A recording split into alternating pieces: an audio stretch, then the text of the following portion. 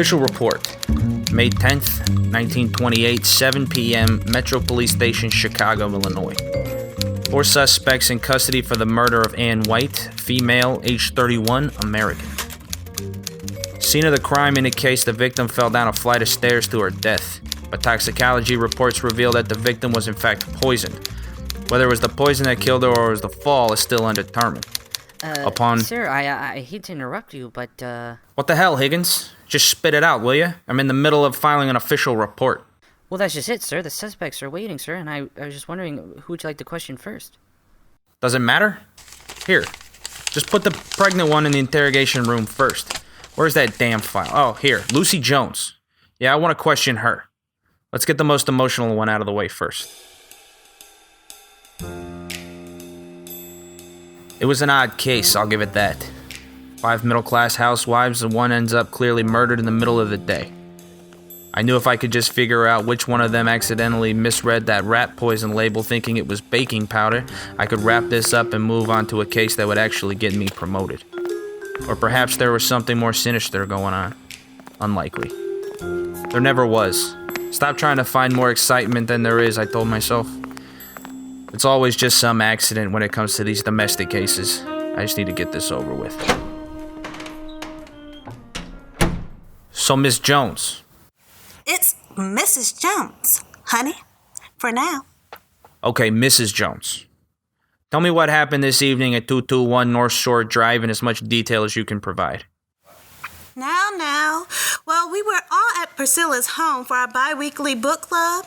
We have been reading Madame Bovary, quite a powerful tale about a young woman feeling bored and trapped by the constraints of society and expectations of her gender, and so she... Mrs. Jones, perhaps you misunderstood that when I said detail, I meant about things pertaining to the incident.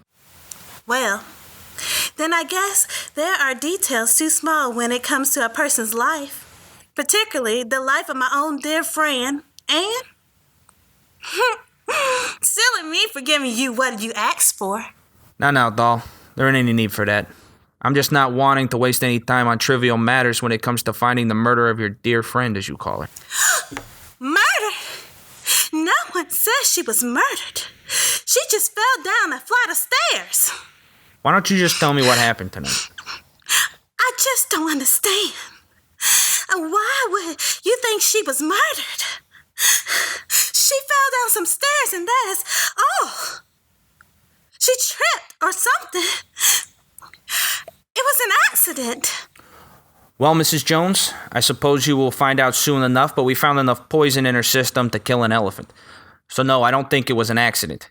She was murdered, and it appears that you and your 3 friends out there are the only ones that came in contact with the victim in the hours before her death. Oh, God. I should have known starting with the most emotional one wasn't going to get me anywhere. Higgins! Take Mrs. Jones out to the holding area and bring me the next suspect. This is pointless until she calms down. So, Mrs. Robinson. You can just call me Martha. No need for formalities here. All right, Martha. Could you please tell me in as much detail as you can recall what happened tonight at 221 North Shore Drive?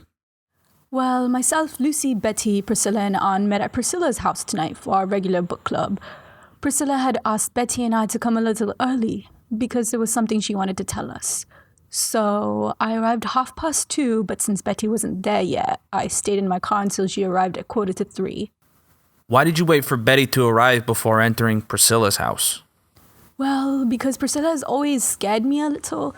Ever since we were all girls in boarding school together, she has used her status and wealth to make me feel, well, insignificant. Huh, interesting. All right, so Betty arrives and you both go into Priscilla's house. Why did she want you there early? I don't know. It isn't proper to say so, really. I'm not sure if you've noticed, Martha, but we aren't exactly at a tea party right now. I need you to tell me everything. Well, I'm quite parched. Can I get a glass of water, please? No, you can't get anything until I get some damn answers. Okay, so she wanted to share some information about Anne before Lucy arrived. Ah, yes, the emotional mother-to-be. So what was the information that was too sensitive for the hysterical one to hear? Well, I'm probably not on the correct side of this interview to say so, but the next time you're pregnant and being interrogated for the murder of your friend, we'll see how hysterical you are. Well, now that's interesting. Why did you say murdered? I thought your friend just fell down the stairs. Well, I just meant that. Why else would you be questioning each of us like this unless you think something else happened, even though it didn't? I don't know why you policemen can't just let us grieve in peace without all this unnecessary questioning. I knew the second she said murder, she was hiding something. Despite her mousy appearance and overtly polite British mannerisms, I suspected behind her large brown eyes lay the calculating mind of our murderer. Maybe there actually was more to this case than I originally thought. But I had called her on her mistake too soon, and I was afraid she would clam up. There was only one way to try to get her to let her guard down and make a mistake again, to pretend that I hadn't really noticed.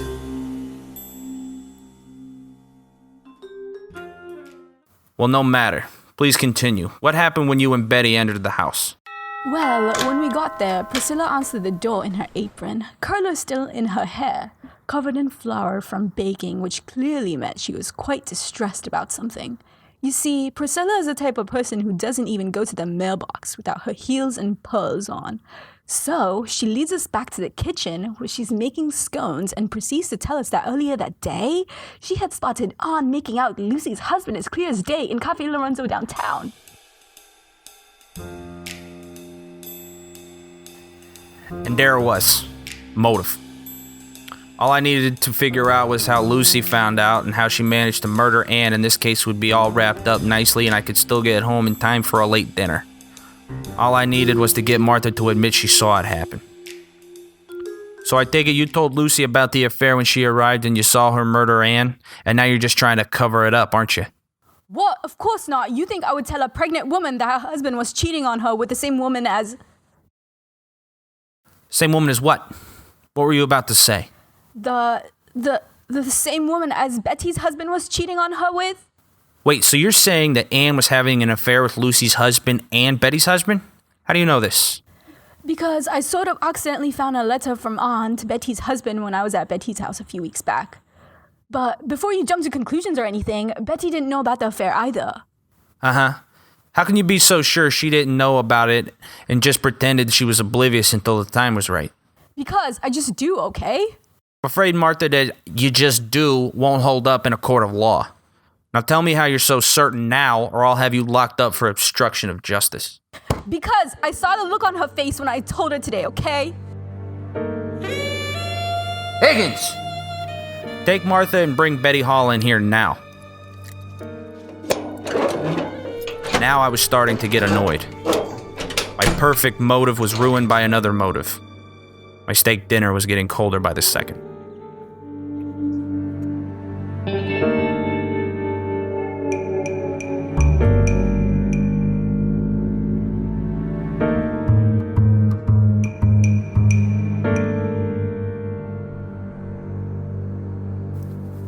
Okay, Mrs. Betty Hall. Is that correct? Yes. It has recently come to my attention that you discovered today that the victim, Ann White, was having an affair with your husband. Is that correct? Oh, I see what's happening here. So you think that I pushed Anne down the stairs in, what, a fit of violent rage? Is that it? Well, Mrs. Hall, I'm sure you were aware that you are a suspect in a murder investigation. I'm just asking questions to try to get to the bottom of this. But if you have any information that you would like to share with me. Oh, yeah. Yeah, I do have information I would like to share. You see, Anne fell down the stairs, and we were all in the same room when it happened. So none of us could have pushed her, despite however many motives you think that we may have had. Yeah, we all know you were in the living room when the victim fell, Mrs. Hall. Your statements at the scene established that. But what it didn't establish was how the victim got 1,500 milligrams of poison in her system. Now, we have established that you were the only one who knew that Anne was having an affair with your husband, Wait, so... what? What are you talking about? I'm the only one that knew about Anne. Did Martha tell you that?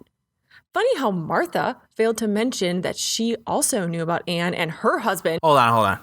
What are you talking about? Anne was also having an affair with Martha's husband and yours and Lucy's? Good God. How can you be so sure about Martha's husband? Because I walked in on them in the cloakroom at the charity ball last December. And Martha knew about this affair for a while? No, of course not. I told her about it when she pulled me aside today and told me what was going on between Anne and my husband. You see, there we were, sitting in Priscilla's kitchen, and she was telling us all about spotting Lucy's husband with Anne. And Martha, she just kept shooting me these looks. Then, after Lucy found out about the whole thing, Martha pulls me into the bathroom and tells me about the affair between Anne and my husband. So I tell her what I know. Wait a second. So you're saying that Lucy did find out about the affair tonight too?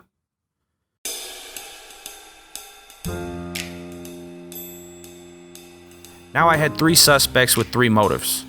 Were they all covering for each other? Were they working together? Which one had the biggest motive? I needed a smoke break to wrap my head around all this. But I couldn't leave the suspects together any longer to get their story straight. I had to keep them on their toes. I had to get to the bottom of this. I felt like Betty and Martha may be working together on this, though it was odd for Martha to volunteer the information about Betty's husband if she was covering for her. And what about Lucy? Where did she fit into all this?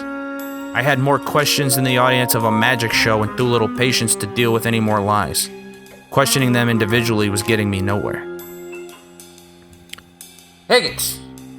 Bring the other 3 in here. I'm getting sick of chasing this story around.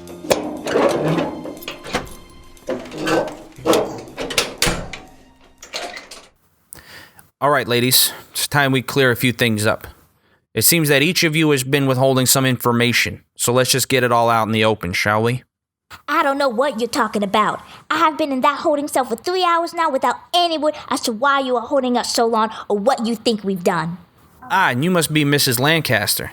I'm afraid we haven't had the pleasure of speaking yet, though it would seem that you are the one that started this little gossip train this afternoon. Now, it would seem that our victim was having affairs with 3 of your husbands and that you each found out about these affairs this afternoon. So what we need to do now is... The 3 of us found out. That isn't true. Anne was having an affair with Priscilla's husband, too. You're kidding me. By God, this woman was busy. I need a cigar.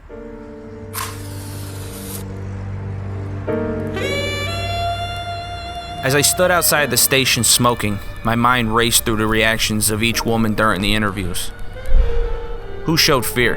Who was the most evasive? Who seemed the most unstable? They all had the same motive.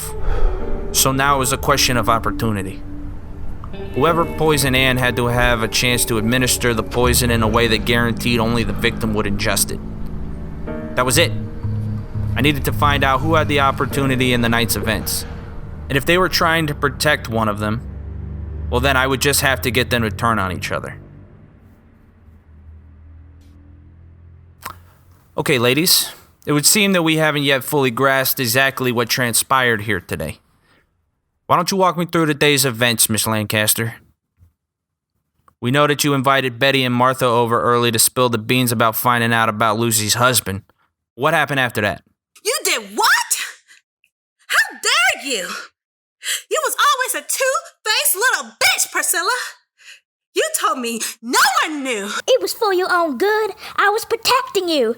Anyway, it's not like it matters now. We know Anne was having affairs with all of our husbands. You need to stop being so sensitive. So you thought that no one but Pricilla knew about the affair between your husband and the victim, Lucy? Which means that Pricilla at some point pulled you aside to tell you this information. So who was with Anne during all that time? I was. Betty had gone to the kitchen to get us all drinks, and I was chatting with Anne in the sitting room. But before you get all excited, this was before I found out about the affair from Betty. Yes, you see, I went to the kitchen to fetch drinks. Martha was in the sitting room with Anne, and Pricilla and Lucy were in the bathroom. But I was only with Anne alone for about 5 minutes. Then I had to get Anne some tea for her to help settle down the pills that she'd taken. What pills? Why was she taking pills? Because when she arrived, she complained of a headache, so I gave her some medication. So you administered medication to the victim hours before her death, and right after you discovered she was having an affair with your husband? No, it was before Priscilla told me. I had just arrived when Anne pulled me aside complaining about her headache. So I took her out to my car. See, that's where my medication is. So I gave it to her for her pain. See, I'm a nurse. Sure, okay. Can any of you ladies confirm that this occurred before Lucy received the information about her husband? Well, it's true. As soon as Anne arrived, she was complaining. Though that wasn't exactly anything out of the ordinary for Anne. Lucy insisted on giving her something for the pain right away. I was in the kitchen finishing up some scones, and I believe Martha and Betty were in the sitting room. Then when Anne and Lucy came back into the house, I pulled Lucy into the bathroom to tell her. So where was Anne, Martha, and Betty while the two of you were having a little tete-a-tete in the bathroom? Anne came into the sitting room when we were sitting. Well, isn't that convenient? You two seem to have that little fact rehearsed pretty well, don't you? Or it's just the truth. Well, you see, that's the funny thing about the truth. Rarely do two witnesses describe the truth the exact same way. You know what else is funny? Earlier, Betty told me that Martha pulled her into the bathroom to talk to her about an affair that Anne was having with Betty's husband.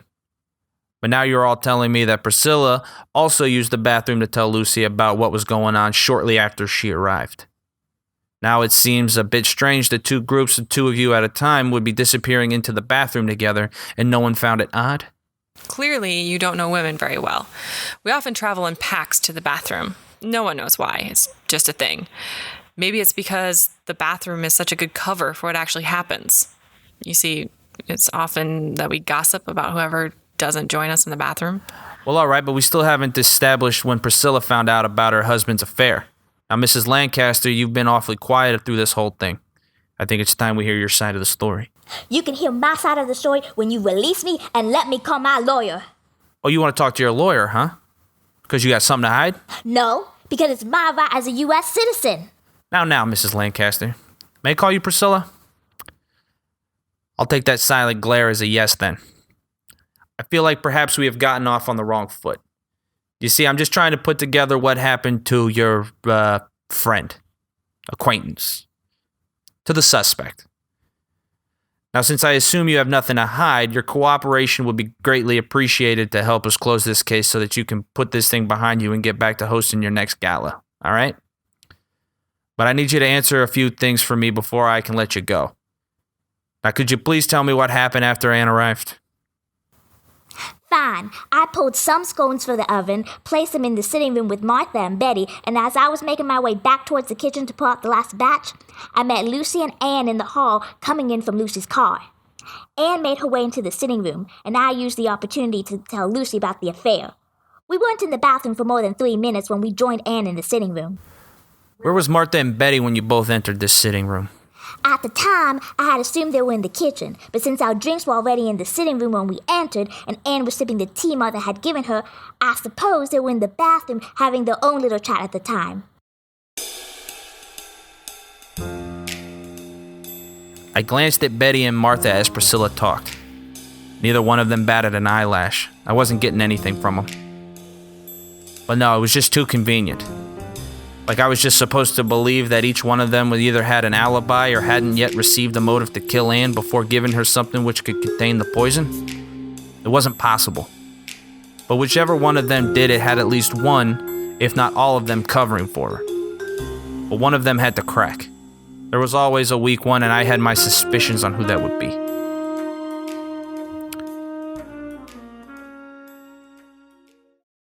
So Lucy, Pricilla just informs you that Anne is having an affair with your husband, and you expect me to believe that you then proceed to sit down and enjoy a friendly chat with her over drinks?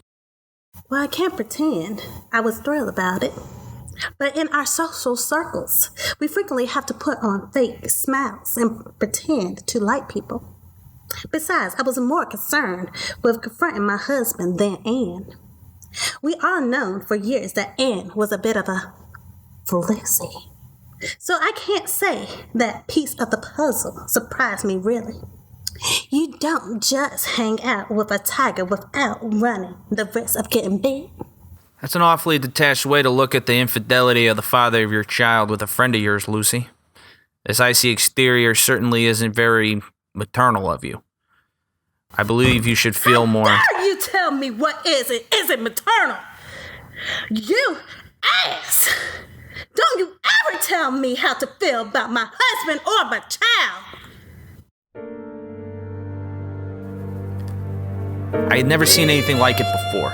In all my years in active battle or taking down hardened mobsters, I had never seen someone completely change that fast.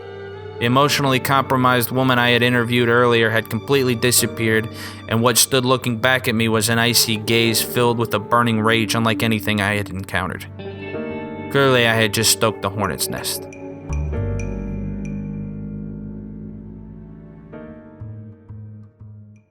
I think we've answered enough of your questions here, Inspector. I think it's time you let us go and let our poor pregnant friend get some food and rest. Oh, you think I should just let you go, do you? The only 4 witnesses to a murder and I should just let you stroll out of here? Well, I think it's time for you all to tell me exactly what happened in that house today. We've told you and your cops everything we know. We don't know anything else. We were all in the sitting room and got up to go smoke on the patio about 5 minutes after Betty and Martha came back into the sitting room, and the next thing we heard was her falling down the stairs. By the time we all got there, she was already dead. How that poison got into her system, we have no idea.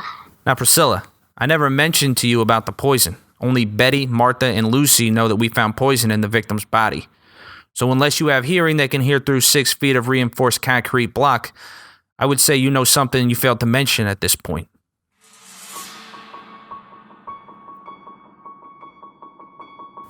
I stared at Pricilla. But for someone who just made an enormous blunder, she looked surprisingly composed.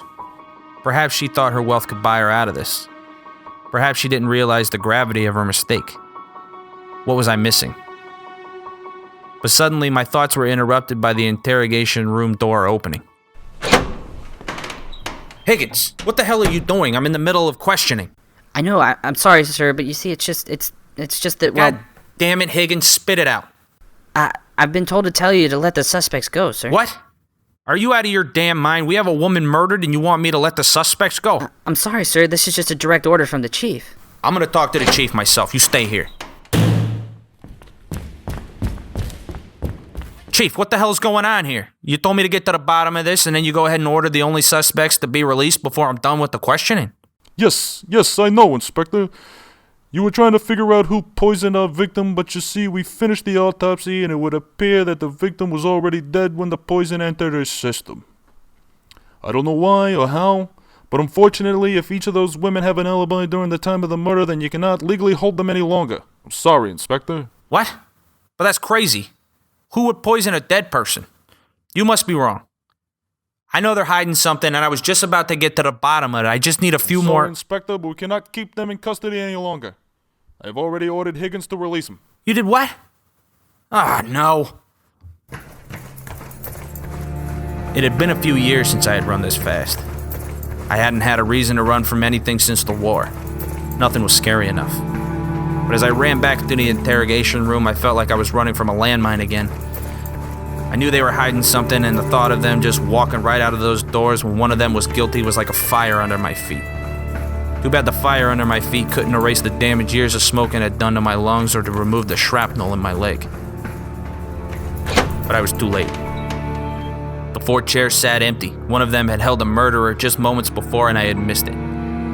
As I sat slumped over the table, Betty's words came back to me. Maybe it's because the bathroom is such a good cover for what actually happens. Then it hit me. The poison was just a cover to keep us asking questions about what the victim ate or drank. Someone did push Ann down those stairs and used poison as a distraction, knowing there was an alibi for every opportunity to actually poison the victim.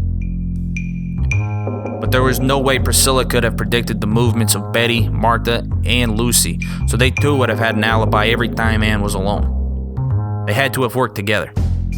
They all had motive, and as long as they kept their story straight and adequately covered for each other, they all had an opportunity. I had a sinking feeling I would never find out what actually happened in that house.